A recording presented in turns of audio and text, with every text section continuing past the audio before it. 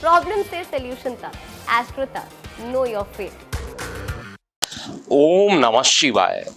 मैं हूं ज्योतिषाचार्य के.एम. सिन्हा और एस्ट्रो तक पर आपका बहुत बहुत स्वागत है। आज हम बात करेंगे राजयोग की श्रृंखला में पार्ट 3 के बारे में। पार्ट 1 में आपने ये देखा होगा कि ग्रहों के बलाबल को किस तरीके से एक्सप्लेन किया गया था। किसी भी ग्रह की अपनी एक क्षमता होती है और उसकी क्षमता उसकी अवस्था के अनुसार चेक की जाती है और इसको पार्ट 1 में क्लियरली बताया गया था। जिनको नहीं पता है अभी भी आप प्लेलिस्ट सेक्शन में जाकर उसको चेक कर सकते हैं।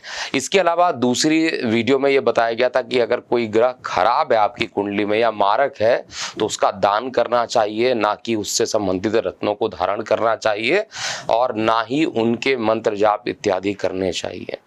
तीसरे वीडियो में अर्थात आज के सेक्शन में हम ये समझेंगे कि प्रत्येक ग्रह के जो राजयोग का फॉर्मेशन होता है उसके पीछे क्या रीजन होता है, इसको समझेंगे। और उससे पहले सबसे ज़्यादा इम्पॉर्टेंट है कि कौन से ग्रहों के कौन से नैसर्गिक रूप से मित्र शत्रु होते हैं, इनको भी समझना बहुत इम्पॉर्टेंट है। जब तक आपको इनका नॉलेज नहीं होगा आप कभी भी ग्रहों से संबंधित फल कथन को ना समझ सकेंगे ना किसी को समझा सकेंगे। तो आज की श्रृंखला में हम बात करते हैं सबसे पहले सूर्य देव के बारे में। देखिए, सूर्य को राजा ग्रह कहा जाता है, पूर्व दिशा का मालिक होता है, पित्त का कारक होता है और सूर्य देवता के जो मित्र ग्रह होते हैं वो चंद्र देव, मंगल देव और बृहस्पति देव इनके मित्र होते हैं। इसके अलावा इनके जो परम शत्रु होते हैं वो शुक्र और शनि जो होते हैं इनके परम शत्रु होते हैं। राहु केतु भी इनके शत्रु की श्रृंखला में ही आते हैं और इनके लिए जो न्यूट्रल माने जाते हैं वो बुध ग्रह जो होते हैं इनके लिए हमेशा न्यूट्रल मानते हैं। ये अलग बात है कि बुध जो है सूर्य को परम मित्र मानता है, लेकिन सूर्य बुध को नैसर्गिक रूप से एक उदासीन ग्रह के रूप में देखता है। इसके बाद चंद्रदेव की बात करेंगे। देखिए, चंद्रदेव के केवल 2 ही ग्रह को मित्र माना जाता है, इनके नैसर्गिक रूप से मित्र की संज्ञा दी गई है। एक सूर्य के जो मित्र होते हैं वो चंद्र के जो मित्र होते हैं वो सूर्य देव बनते हैं और दूसरा बुध देव को मित्रता मानी जाती है।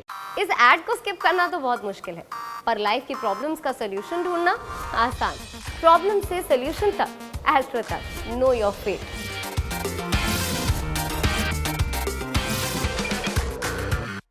देखिए, बड़ी अलग सी बात यहाँ पर ये होती है कि ये जो है दूसरे को मित्र मानता है लेकिन दूसरा पहले को मित्र मानने को तैयार नहीं है। ऐसा रियल लाइफ में भी होता है। अगर आपने किसी से मित्रता की है तो जरूरी नहीं कि दूसरा वाला भी आपके साथ मित्रता कर रहा हो। ये इसी तरीके से ग्रहों का नेचर होता है। तो जहाँ पर सूर्य बुध को न्यूट्रल मानता है वहीं पर बुध जो है सूर्य को मित्र मान लेता है। ठीक उसी तरीके से देखिए, चंद्रमा जो है बुध को मित्र मानता है लेकिन बुध जो होता है वो चंद्रमा को शत्रु दृष्टि से देखता है, उसको पर नैसर्गिक रूप से ही शत्रु मान बैठता है। ये जो हमारे रियल लाइफ में होता है उसी तरीके से ग्रहों का भी बिहेवियर होता है। तो चंद्रमा के लिए कहा जाए तो सूर्य बुध जो होते हैं मित्र ग्रह होते हैं, बाकी सभी ग्रह जो होते हैं इनके उदासीन की कैटेगरी में रखा गया है। इसके अलावा बुध ग्रह की बात किया जाए तो बुध ग्रह के लिए जो मित्र होते हैं वो सूर्य इनके लिए मित्र माने जाते हैं कि बुध और शुक्र को मित्र माना जाता है। इसके अलावा बुध ग्रह के जो परम शत्रु माने जाते हैं वो चंद्रमा को परम शत्रु माना जाता है। बाकी सभी ग्रह जो होते हैं इनके उदासीन होते हैं। इसके अलावा मंगल देवता की बात किया जाए तो मंगल देवता के लिए चंद्रमा, बृहस्पति देव और सूर्य देव इनके मित्र होते हैं। शुक्र के साथ इनकी उदासीनता होती है और शनि, राहु, केतु इनके लिए शत्रु ग्रह की संज्ञा में आते हैं। इसके बाद हम बात करेंगे देवगुरु बृहस्पति के बारे में। तो देवगुरु बृहस्पति के जो मित्र ग्रह होते हैं उसमें देवगुरु बृहस्पति हमेशा मित्रता निभाते हैं चंद्रमा के साथ। चंद्र और मंगल से इनकी शत्रुता होती है।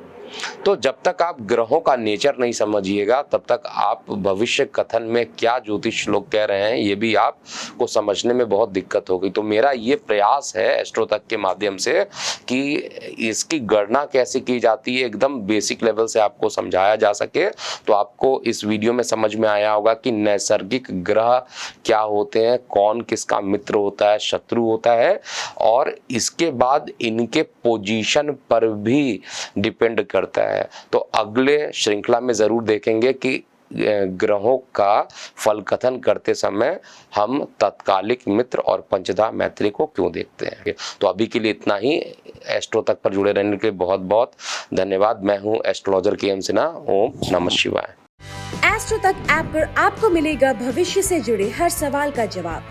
डाउनलोड कीजिए एस्ट्रो तक ऐप और चुटकी में जुड़िए इंडिया के बेस्ट एस्ट्रोलॉजर से।